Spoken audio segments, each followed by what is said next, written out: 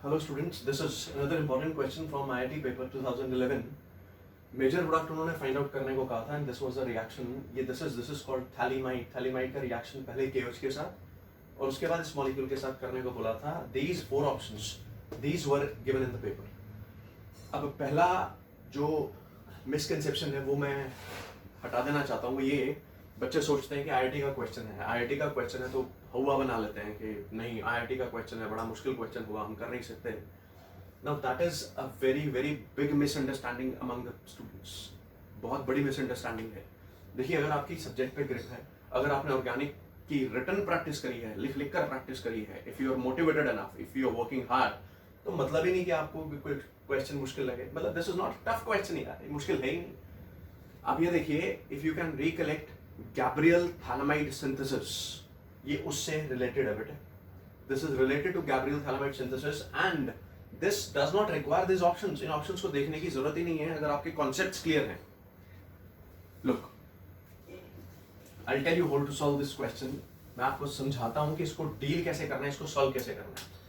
देखिए, this is phthalimide. Now this is phthalimide. इसका reaction हुआ है KOH के साथ. देखिए बेटा, अगर KOH के साथ रिएक्शन होगा ना, KOH will be acting like a base. ये बेस है और ये यहां से प्रोटॉन निकालेगा. Proton is H+ ion. देखिए, ये हाइड्रोजन जो है इस पे सफिशिएंट पॉजिटिव चार्ज है क्योंकि नाइट्रोजन से बॉन्डेड, राइट. तो बेस ने यहां से H+ आयन निकाल लिया, नाइट्रोजन पर रह गया negative charge and this will get converted into potassium phthalimide.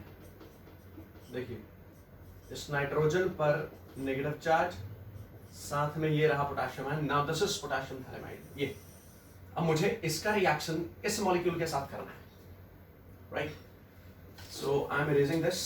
इसको इरेज कर रहा हूं मैं. और ये रिएक्शन मुझे करना है इस मॉलिक्यूल के साथ. This is bromine CH2Cl. This is potassium phthalimide. यहां लिख रहा हूं मैं. आई एम राइटिंग इट हियर.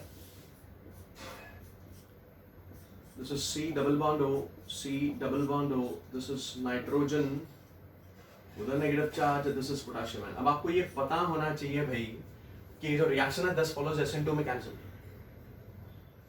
ये SN2 फॉलो करता है और न्यूक्लियोफाइल यहाँ अगर इस कार्बन पर अटैक करे, इस कार्बन पर, तो ब्रोमाइड यहाँ से लीव नहीं कर पाएगा आसानी से because there is partial double bond character here. Resonance है तो इस बॉन्ड की बॉन्ड स्ट्रेंथ ज्यादा है.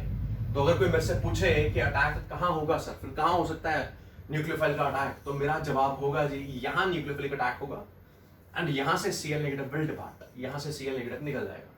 सो I am writing this molecule followed by this molecule. ध्यान से देखना.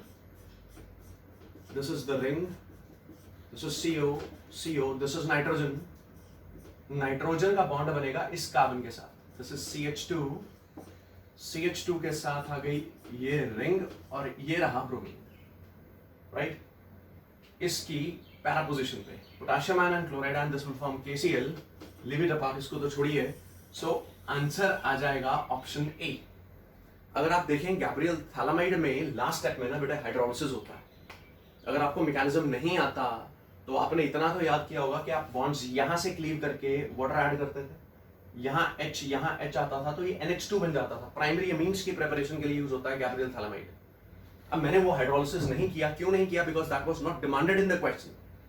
जो IIT में पेपर आया था उन्होंने यहीं तक डिमांड करी थी and this molecule was option A. So its correct answer would be option A. Thank you very much. Take care. Bye bye.